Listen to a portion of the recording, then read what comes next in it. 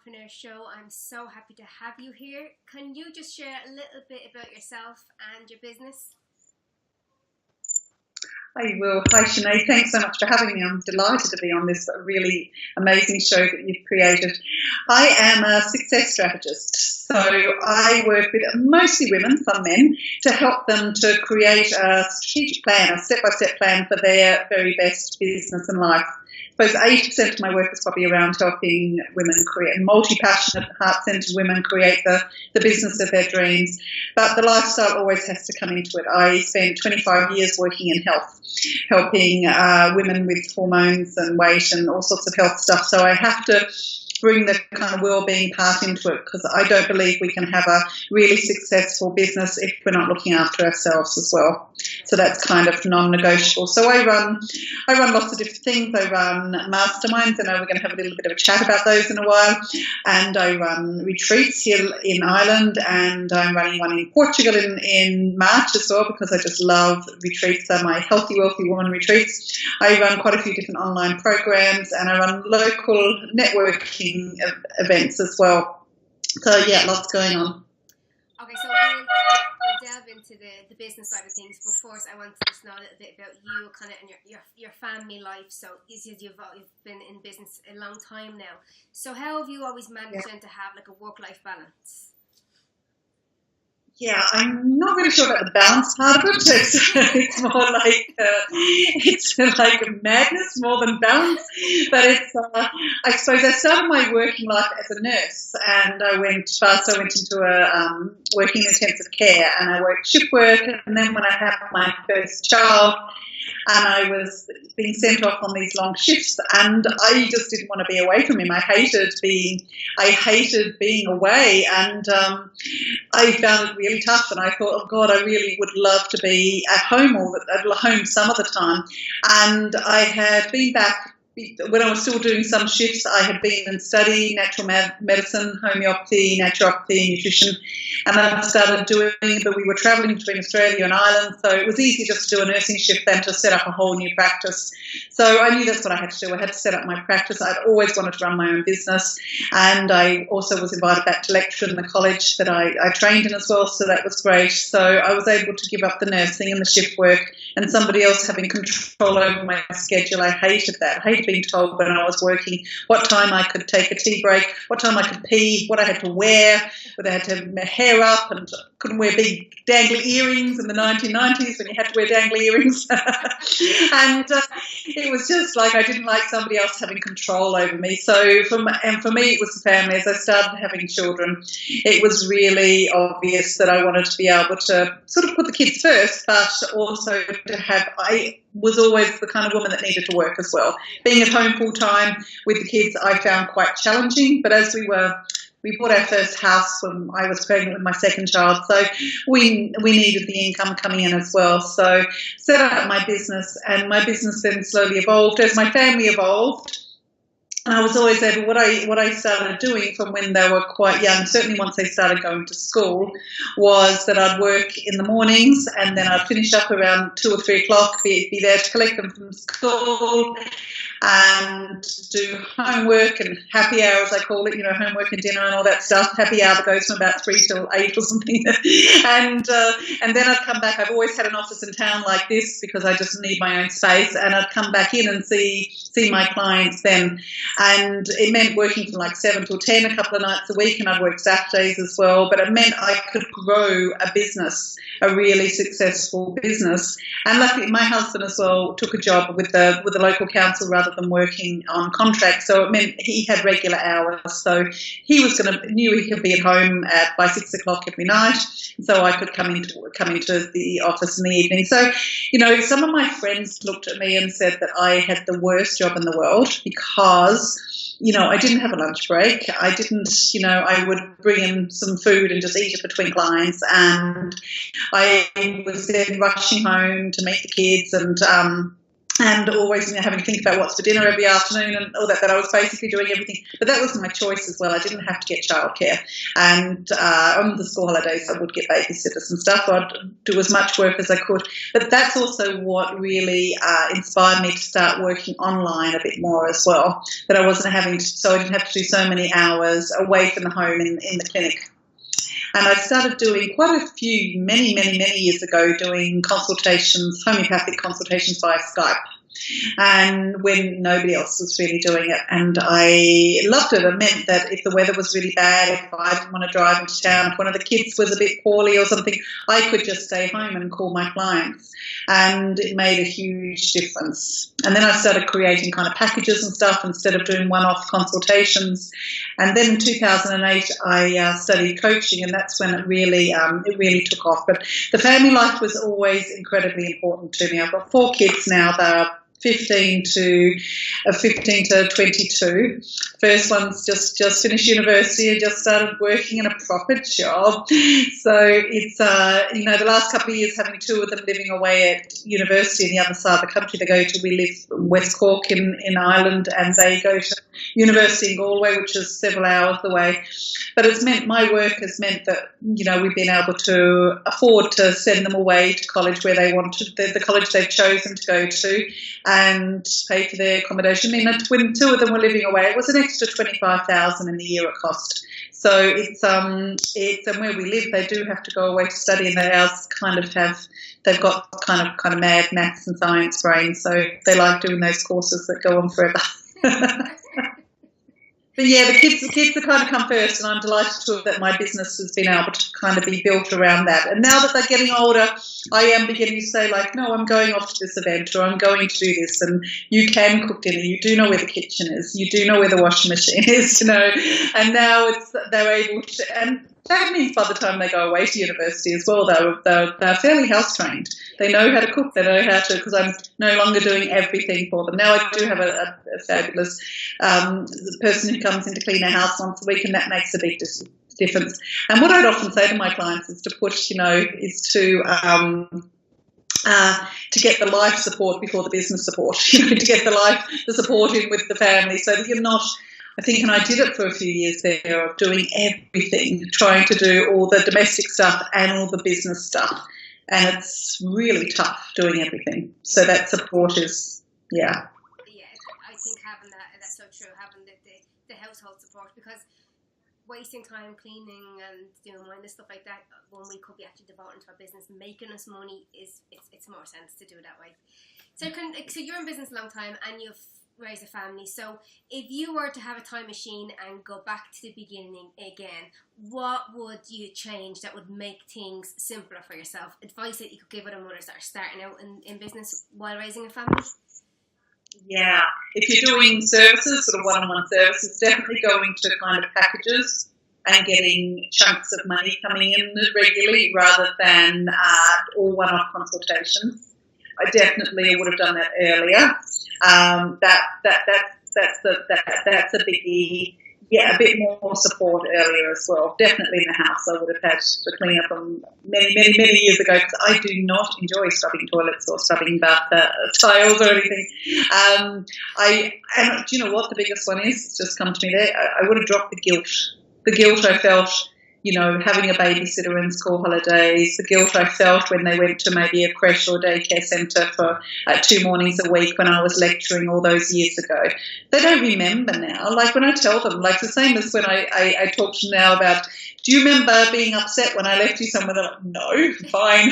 And they're like, will you drive me to can you take me surfing now? Like, they don't care about what they're doing now. And they don't remember also the amazing things of queuing up to see the Baby Proms Orchestra or anything like that. They're just like, they just need you kind of there some of the time. And so I would have dropped that guilt about getting them minded when they were younger, so that you can be there with them when they're older at the times that they really need you. Yeah. I think that's a really biggie for a lot of mothers, is the guilt. I always like to say, it's because I'm like yourself, I have the older kids now as well. When my kids were younger, I put a lot of my time, my effort into them, and I gave them kind of a lot of me. I lost myself kind of along the way. But a big thing is that, they grow up and they leave you.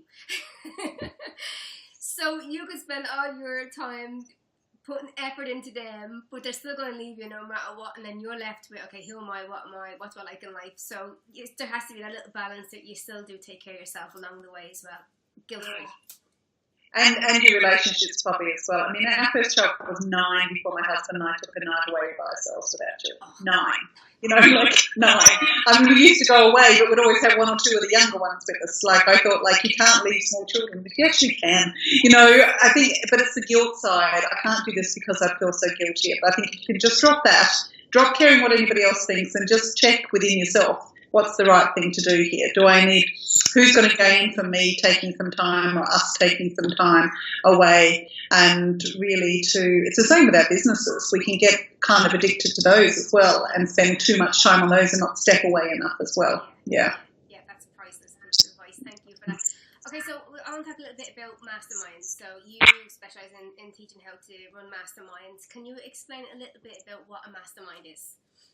Yeah, mastermind's been around a long, long time.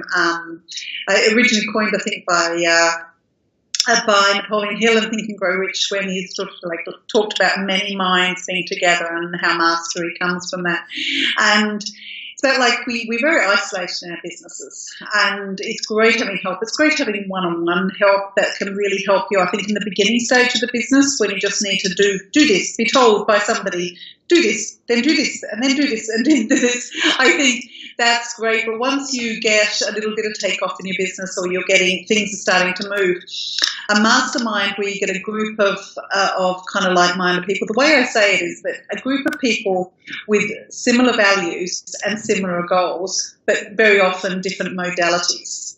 So, for example, in one of my masterminds, I might have a group of anywhere between sort of 5 and 15 people, and they may be a mixture between maybe life coaches and energy healers and web people, technical kind of people, social media managers and massage therapists, and like all sorts of different kind of modalities, but they all have, you know, similar goals in that they want to take their business to the next level. Maybe they want to get to 6 figures or even 5 figures or any kind of figures. They just may want, you know, they've got similar things that they want to move ahead. And as they say, a rising tide raises many boats.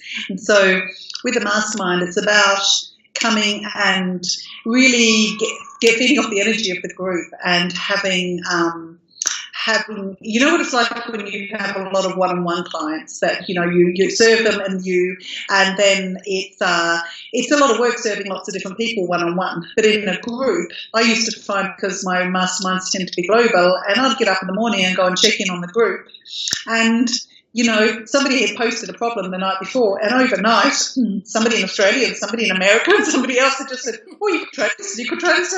Thanks, girls, you're great." And they, you know, everybody has got different skill sets and different talents and different experience, and everybody brings different things. And a mastermind is about not so much about what you can get, but what you can bring. And the more you bring and the more you give, the more you get back. And it's amazing. I mean, normally they can be run on all sorts of different structures.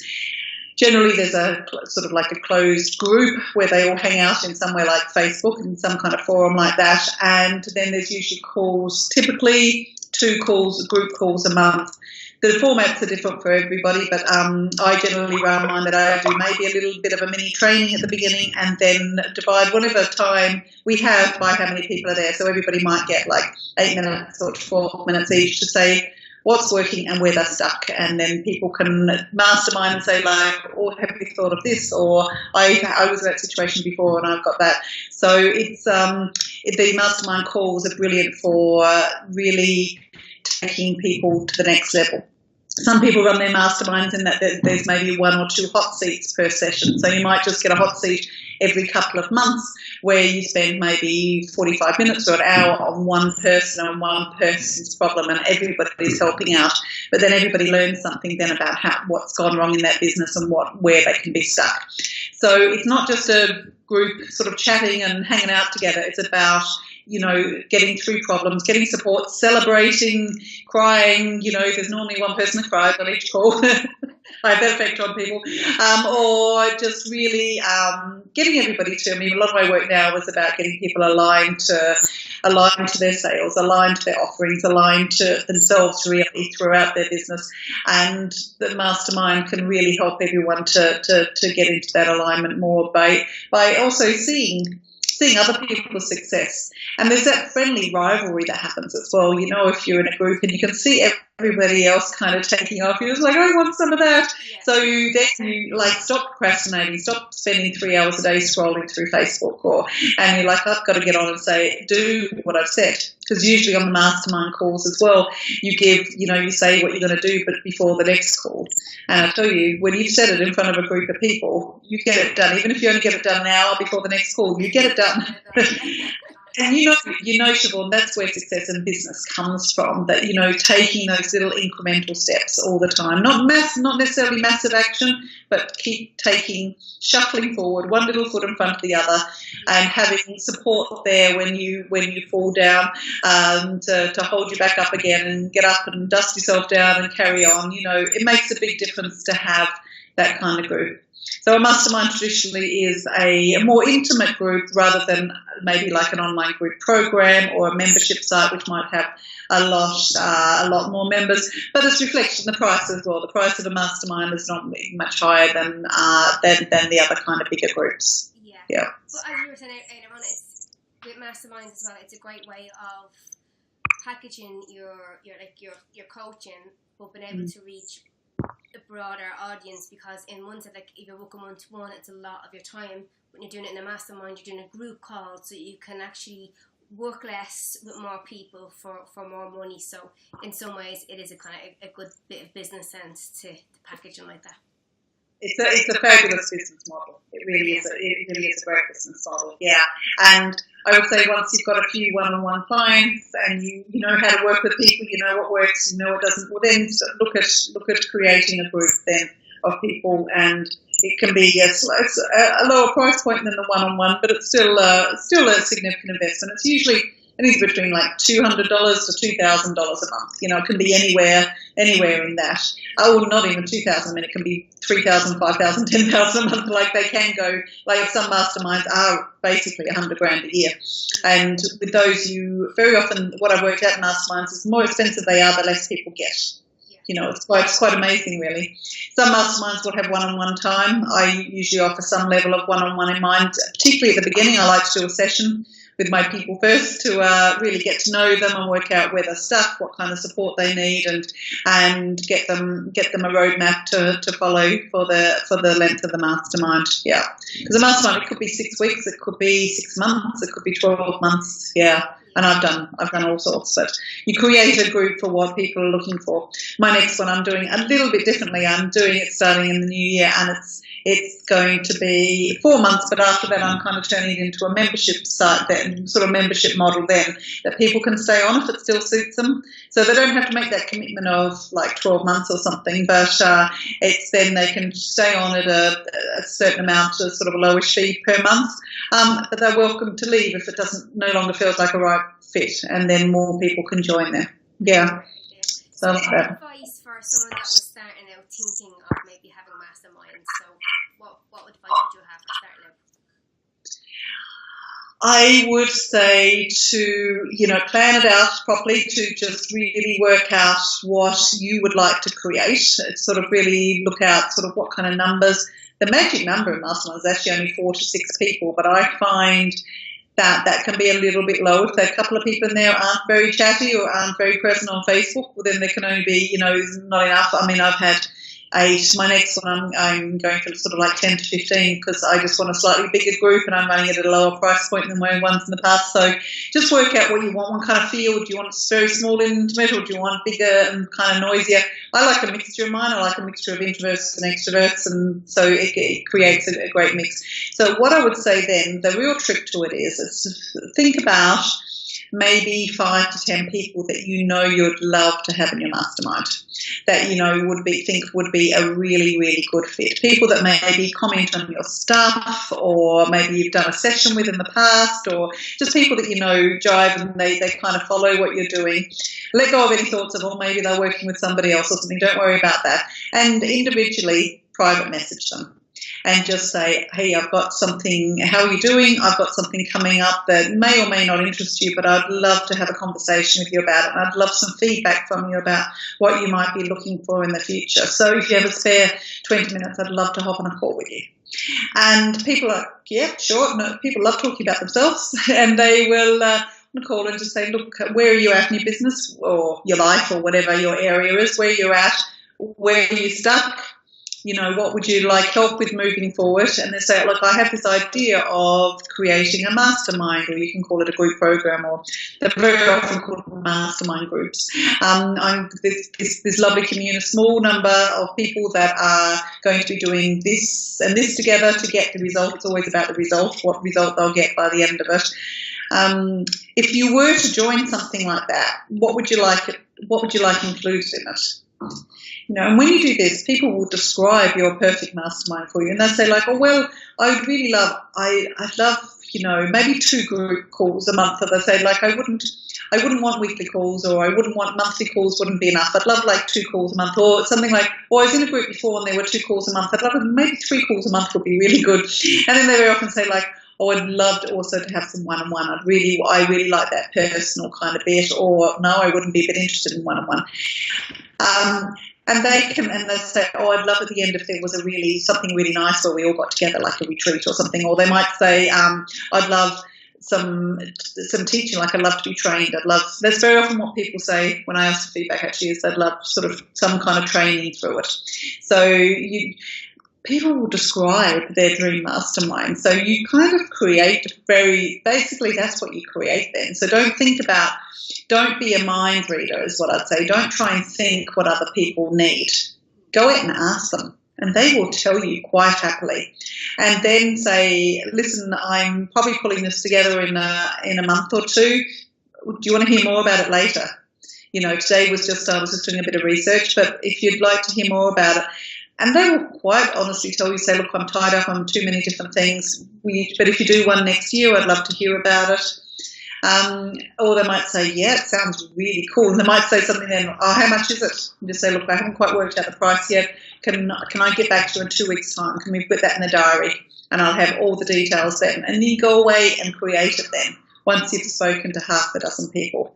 Because it's never about what people need, it's about what they want. And people will tell you what they want. They won't tell you what they need.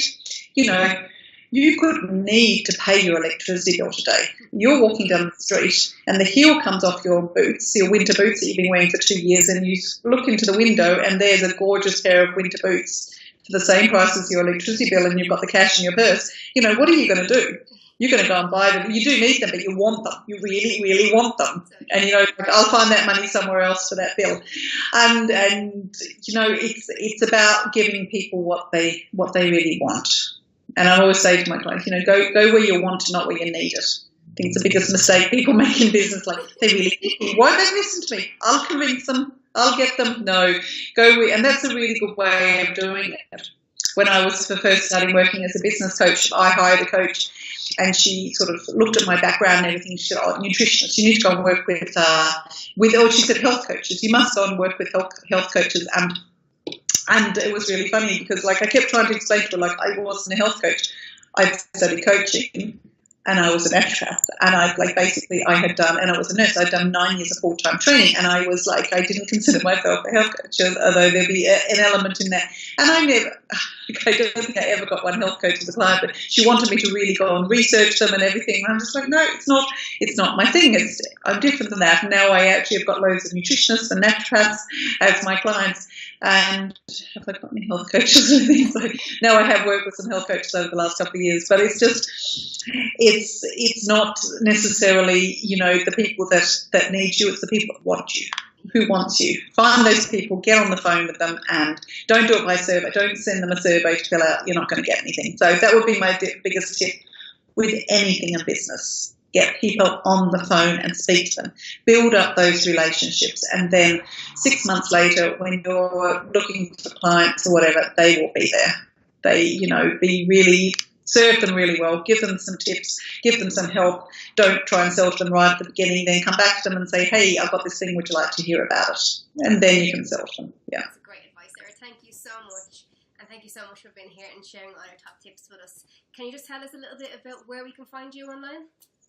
Yeah, I'm hanging out on Facebook rather too much.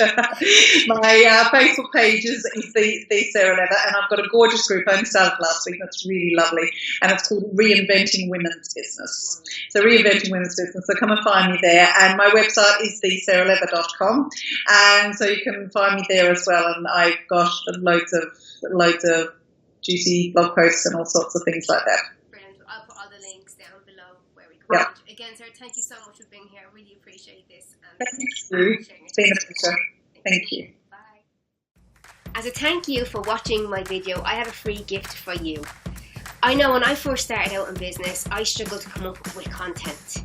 So my gift to you is Content is Queen Blueprint from inside Mompreneur Academy. And this is going to show you ways that you can come up with content ideas so that you can show up to be the expert that you really are for your business. And 2, it is a sneak peek of what is inside the Mompreneur Academy and just how the Academy can help you build a successful business, a successful life, and a successful family. So what you need to go do now is click this button now. That's going to take you to a page. You're going to put in your email. This lets me know who you are and that you are interested in building a business and raising a healthy, happy family. And I can send you more valuable content. Then I'm going to send you over to our registration page. Here you will create your account. It will only take you about 10 seconds. That's going to create you an account on my membership hub. This is where I host all my free trainings, and this is where you will get access to all your trainings. So I look forward to meeting you inside your inbox, where I will show up weekly and give you more value and more content. Bye for now.